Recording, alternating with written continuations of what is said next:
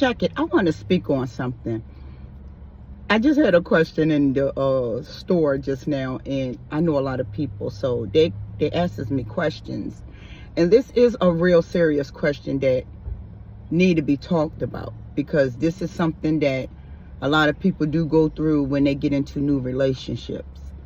The exes. The exes. I call them axes. Cankerworms. Tapeworms. That never go away, because that toxic or want to be healed person has not cut off the communication with that ex. Even if you communicate a little bit with the ex, that ex gonna feel like there's a chance.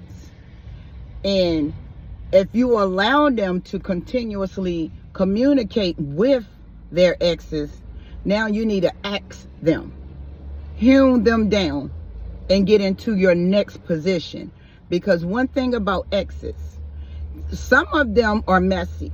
Some of them get a high off of coming into the relationship that they left, or they done got left, because they still bitter, or they wasn't totally finished with that partner. So they remain communicating.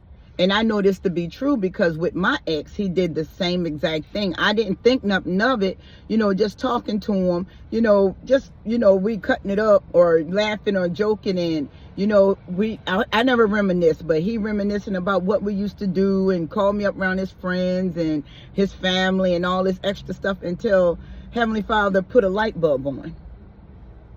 Siobhan, chill. I'm going to say it that way. Chill. He only doing that because he wants to entertain the people around him, like he still got it. Like he can still come back whenever he want. They still plays those same crazy and unfruitful games. If you don't hew it down, then you going to get hewn down. Mission completed. Because sometimes those exes work with that toxic partner. If they ain't finished, let them be. Axe them down. Next mission. And let them go ahead and grow apart or grow back together. It don't matter, but you should not be in no type of situation like that. Because if a healed person is healed, they're not going to be hanging on to no X-rated partner. If they ain't finished, let them finish it out. But while they're finishing out, you go ahead and start you another journey. Don't hold on to nobody. Hear me out. Women. And men, if you're going through that, because men don't normally, I don't see too many men going for that game right there. Unless they're going for it behind the scenes. But I done been around many, many men. And I don't see too many men putting up with that ex-man coming in his house or his life. Because that's totally disrespectful. And especially if that ex got somebody. If that ex got a boyfriend or a girlfriend or a wife or a husband, why are they entertaining somebody else still? Because they're not healed. And they love the games that they play with each other, because the game's been playing a long time. And you get some of those exes that give their ex-partner advice on another relationship. You're not them, and they are not you. And you got to let them know, I don't move like you. And I don't move like your exes. So either you hew down your exes, or you get hewn down, and it's going to be the nexus.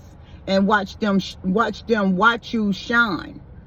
Don't sit there and give your energy to nobody that wants to be in competition. You can't be in competition with a Jezebelic spirit. They are carnal-minded. They get a thrill out of seeing other people hurt. They get a thrill out of coming to and fro in and out of a broken relationship. They get an excitement off of this. That's what they live for and die for. But you cannot allow it to continuously occur Because if you do, then you're going to become an ex. And you're going to be playing the same game the other exes play. Let's communicate whenever we get ready. Let me call my ex and just tell him or her what's going on in the home. Nah, homie. You can get up out of my home. Period. So, the morals of this message. If you got a partner that's dealing with their exes, exit your way out of that relationship because it's not healthy. Bless.